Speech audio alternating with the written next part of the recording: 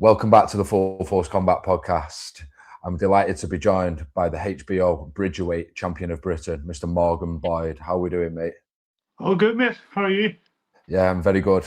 We've never spoken before, but I've heard Yeah. amazing things about you on the grapevine and from Mr. Barmer and so on. And I've heard all about what your fight with Mr. Patterson, where you was crowned champion. So that's where we'll start, man. That's where we'll start. Your first official professional hybrid fight. How did it all come about, Morgan? Yeah, I know. I just seen that Lee was doing hybrid fights on his show, and I messaged him saying I'd be up for it.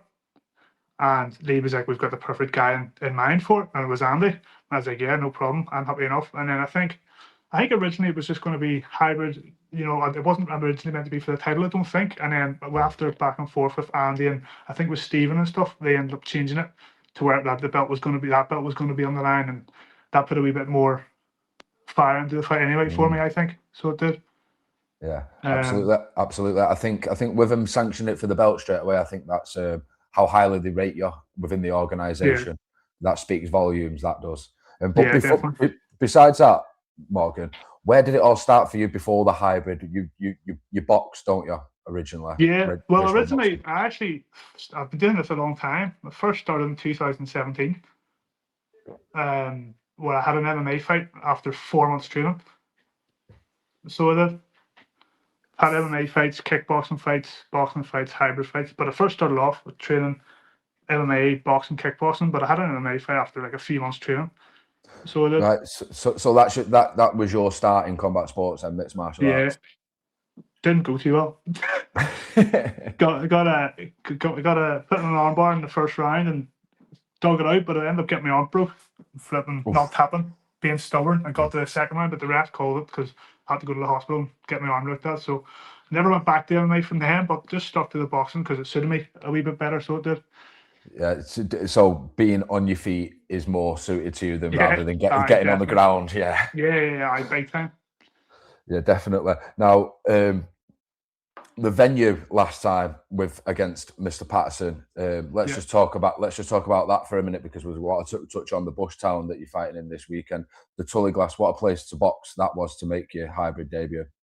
yeah, it was good. It was the atmosphere was unbelievable. Like, I've never actually heard anything like any of the fights before then. The whole place was bouncing. I suppose that's because the fight was as good as what it was. But it was really good atmosphere, and just a really good venue to box in. So it was. Absolutely. Now I've been to the biggest and best venues in the world, but for class and intimacy, I think that's right up there. But Yeah, like you said, your career before that, MMA, kickboxing, and stuff. So where has it taken you? The fighting. What sort of venues have you been in, and what sort of fights have you been involved in leading up to hybrid? yeah. No, well, I've had just over the years. Like I started off boxing at a lot smaller weight. Used to fight at 68 kilo when I first started, and had a lot of fights at 68 to 70. So I did, which is mainly boxing, but just a couple of kickboxing fights and K1 fights thrown into the mix just for the crack, to be honest. Um, but I know just I fought a lot of places over here. I've never actually fought out of here, like as in anywhere else before. I've never got across to England and all. I've sort of had a few opportunities come up, but Mm. with time and all, it just didn't end up working out in the end. So all the venues have just been like good venues, hotels like the Devonish and stuff over here, which have been good, obviously, and the Tully Glass and whatever. But obviously, I'm looking to go bigger and better. Yeah, that's it. Well, that's what you're in it for, and the organisation is creating the opportunities. Yeah, definitely. Italy, Germany, and all them type of things coming up. So the typical question now, I'm going to start with the how's fight camp been going? We are only a few days away from your first title defence out with Mr. Boyd. Yeah, it's been going really well. So it has. I've done a lot more sparring than what I've done in the past freaking 4 years, I would say.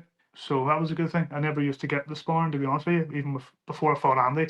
Only started sparring the last 2 weeks, whereas me and Andy, I think we've done near 40 rounds or something together. So yeah, no, fight camps went really well. Everything's been going smooth and getting a lot stronger. The strongest I have been. I was hitting the pads this morning, and the coach was saying I'm hitting like a real Bridgerweight now. Whereas before, Mm. maybe the power wasn't as big as obviously some of the other guys. I'm not the biggest of heavyweights or Bridgerweights, Yeah. but I use skill that sort of carried me through it all. But I'm getting stronger. I'm really filling out as well. So I think I usually it's pressure, pace, and high intensity, but I think I'm going to be able to hurt him this time. I think the power is going to be there to get a stoppage.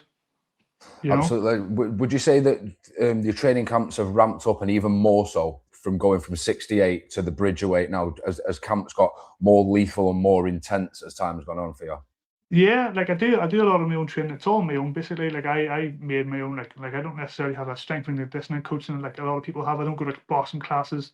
Don't do none of that stuff. I done obviously all that when I was younger, when I was first started training. But like I just do my pads from my main coach, and then I just organise my own sparring. And I do all my own training on my own. But every fight, the training's gotten better. You know, like we've built it up and built it up, and learning what works and what doesn't work. So yeah, the training's improved massively. My strength's through the roof, way higher than it's ever been. So obviously something's working, you know, and I'm pushing the pace. The sparring's good. The rounds of sparring's me and Andy've been doing 12 threes. You know, it's been good. I'm ready. I'm primed and ready Love to it. go. Love So it. yeah. Primed and ready to go. So, do you study your opponents, Morgan, or do you leave that to the coaches, anything like that? Do you like to study your No, opponents? we actually, it's maybe a lot of people wouldn't really agree with it, but we don't really look too much into what they do and more what I can do and what my strengths and stuff. Obviously, yes, you obviously, I'd be lying if I said I didn't look at videos and stuff, but like, I don't really pay too much attention to it because I think each fight's different. You could look at your opponent's last fight and it could be completely different than what they're going to bring. So I sort of learn on the, you know, during the fight, and with the fight being 5 3-minute rounds, it's not like normal boxing where you've only got like 3 2s or 5. You know, you've got some time to figure them out, Yeah. get the timing down, and I'm pretty good at like getting the timing down after a minute of the first round. Like I believe I can work them out fairly quickly. You know, so yeah, no, I don't overly watch too much. I've seen obviously he's been on in the Trigon. He's fought some really good guys in the bare knuckle and stuff. Seen he fought over in Poland there as well. So he's obviously been about, and he's been on maybe some bigger stages than what I have. But no, in terms of what he does, I focus more on myself and what I can bring and what I can do and work to my strengths rather than worrying too much about them. You know, I think people get in their heads too much. They look up their opponent to see things and it gets to them. I don't really. And even my coach, I was actually asking him this morning, did he watch much of him? And he goes, no, he'll watch a bit of him later on. But I really don't think you need to look too much into it. You know. Yeah, it's not like you have to concentrate too much on them, as you say, because it can all go out the window when you get in there. Everybody has a plan up until they get punched in the face, as the old saying goes. But like you said, you mentioned that you know a little bit about him there. So what do you feel like his strengths are going to be in this fight? What are you going to have to nullify in that first round? Yeah, I think he's going to, well, through the grapevine, I'll not say where it came from, but through the grapevine, I reckon he's coming for a first round knockout. So we'll see. But I think that is his biggest strength. His biggest strength is just going to be to try and put it on me as quick as he can. And he's probably thinking if he can land on me early, upset my rhythm, then that'll be his way to victory. But I do a very good job in making people miss and not getting hit. And even in the early rounds, like, so I think he's going to be strong. Like, although, yes, I've been doing a wee bit of slagging about him and stuff on, you know, on videos and all, and saying he's a quitter and stuff like that. But obviously, we have to build the fight up. You know, you have to promote it and stuff. I do think I can make him quit anyway. To be honest with you, I really do see that's how it's going to go. But I do think he's going to be tough. It's not going to be easy. That's why I've trained the way I've trained. Yeah. You know, if I thought it was going to be easy, I wouldn't put as much in. I've had fights where I haven't took serious and I've went in and won, but I know what to expect. I know each fight now it's getting so big now. The opportunity's massive. So slipping up by messing about in training and whatever else and not really taking an opponent as serious because you think you can beat them would be stupid of me. So I'm going to expect a tough fight. I am going to expect a tough fight, definitely, but I just think I have what it takes to beat him. And I think, his biggest strength is going to be to come in, getting close, and I think if he's going to try and get it done early. I don't think he wants to go 4 or 5 rounds, to be honest. I really don't think he wants to go 4 or 5 rounds.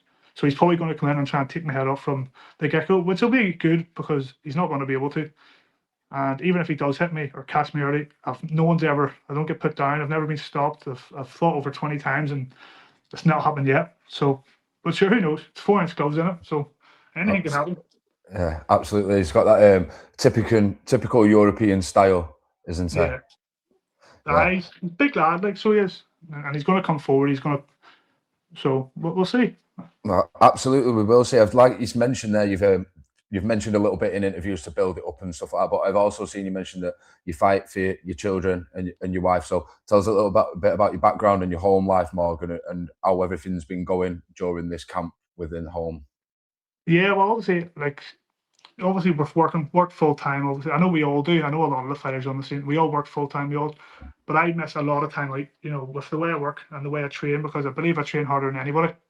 So training first thing in the morning when I drop the wee Sacrifice, lad man. to, when I drop the wee man to school, working all day, training in the evenings. They miss out on a lot, which pushes me on more, because I'm like, if I'm doing this much and they're missing out on time with me, like the wife and the kids and stuff, then I'm just like, I have to go in and win. And I say it all the time, and maybe people put too much pressure on themselves, but to me, winning's everything. Winning for them is everything, and making them proud means more to me than anything. I've had fights when I didn't have kids and I had a missus, but I didn't have children. I was just fighting because it was good crack, basically. I just loved Yeah, it that way. But now, yeah, he looks up to me. I train with him in the house.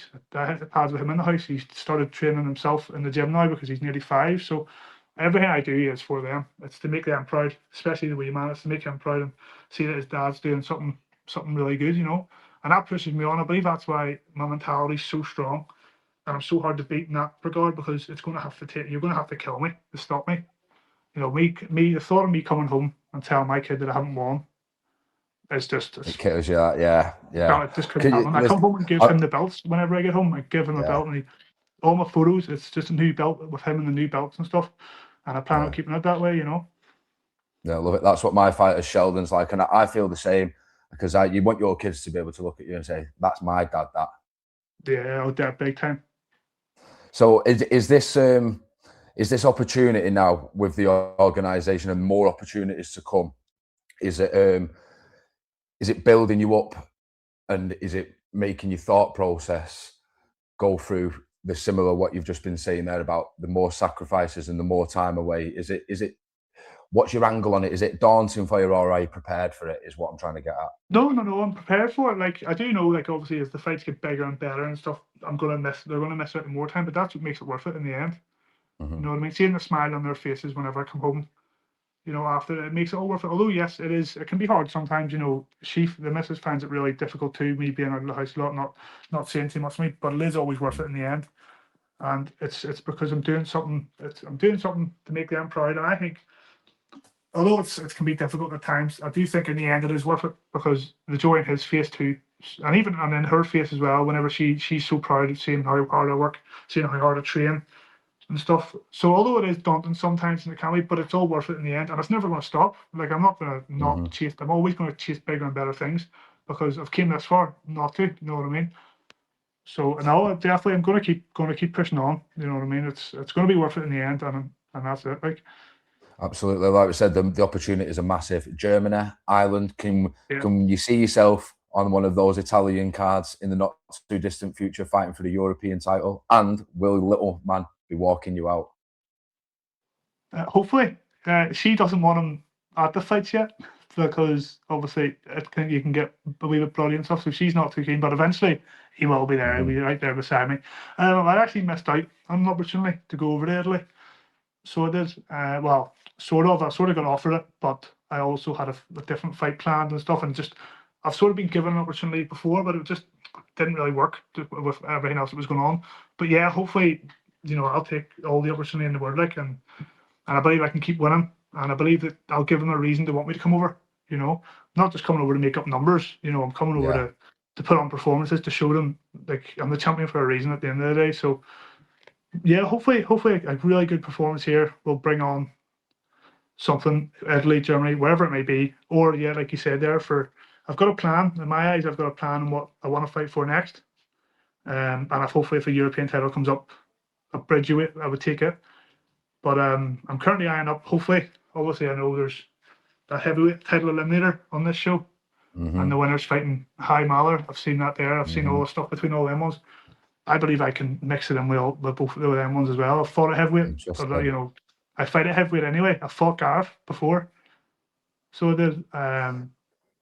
So I think my plan is to defend the belt and then call it whoever the heavyweight champion is, and hopefully get a second belt and be a double champ. That's what I see happen. That's what I've told my coach. That's what I've told everybody, that's what's happening. I'm going to win on Saturday, and Yeah. I'm going to win. the winner of that fight, or if I have to fight one of the other heavyweights in an eliminator, I'll do it first. I'll fight all of them. I'll fight whoever. Yes, I love it. I love it. That's what I want. That's the plan next, you know. And then obviously, like you say, the European title would be good as well. So it would. But I want to chase 2 divisions. Yeah, so I love it. You in the mix with those heavyweights. Yeah, I've just had a little bit of goosebumps thinking about that. That would be a naughty mix. Even if, like you said, you had to do an eliminator to try and get to that to try and get that to that 2 weight status. You've got a plan. You're fixated on it. But do you have a long-term plan, Morgan? Because like we said, the opportunities are getting bigger and bigger and bigger in the organisation out there. Yeah, well, like I say, so I'm not too sure how much I can say about this other thing, but we've been eyeing up the bare knuckle coming over to Ireland. There's been talks. Nothing too, no contracts, nothing too major, but I've been talking to a few people who are in the game themselves. So collecting all the belts in hybrid that I want first, like I say, starting with the heavyweight belt, then going for the European belt.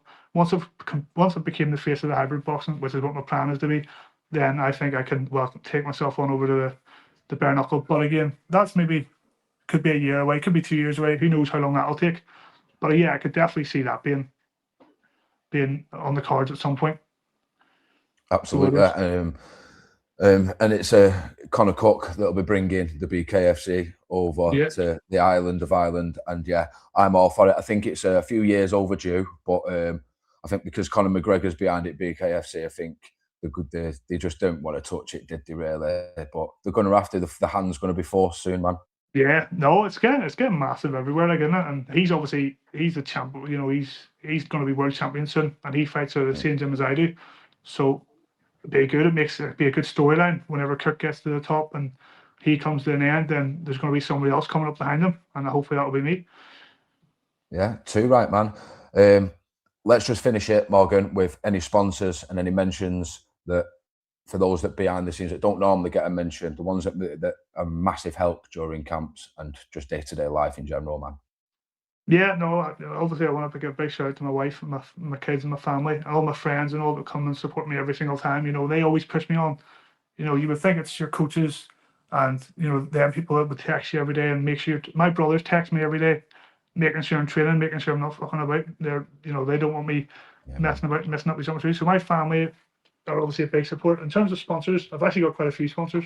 I need to make sure I don't miss any of them. There's 5 of them.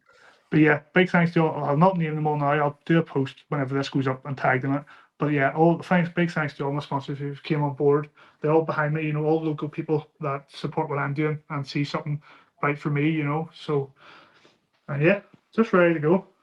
Love it. And finally, just tell us and the fans and those that are going to be tuning in live on Notorious TV, what can we expect on Saturday night in Coleraine? Expect a war. Yes, expect a war. I do think it's going to be a clinical war.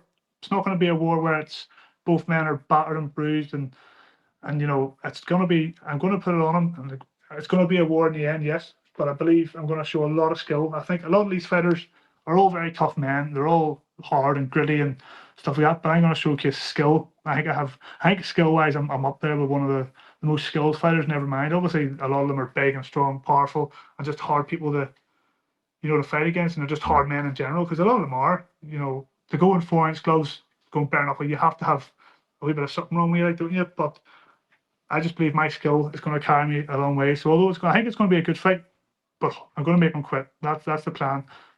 I'll say this all the time throughout all my fights I've ever had. I've always said, rather than knocking somebody out one day, I'd rather beat them up that much that they sit in their stool and they don't want to come out the next round. To me, that's better because it's them giving up. I've had this big thing of I'll not give up no matter how bad or how tight a fight gets, but I always want to make them give up rather than just sparking them out in one punch. Because anyone can get chinned, you know what I mean? Yeah, literally, yeah. You're absolutely right with that. You could get clipped and you could go down. But to make somebody sit in the stool and be like, nah, I don't want this anymore. To me, that's something different. It's just gives me a different type of feeling, So that's what I want to do. Yeah. I want to make them quit. I want to make them quit in the stool and look at himself and not be able to come out before the 5 rounds are up. Whether it takes 2 rounds, 3 rounds, 4 rounds, or in the last round. So that's what I want to happen.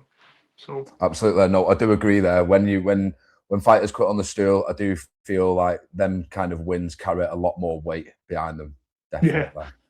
So, Morgan, listen, it's been great to chat tonight. It's been a pleasure to get. Thanks very much. Pleasure to get to know you, and I'll see you Friday for the weigh-ins.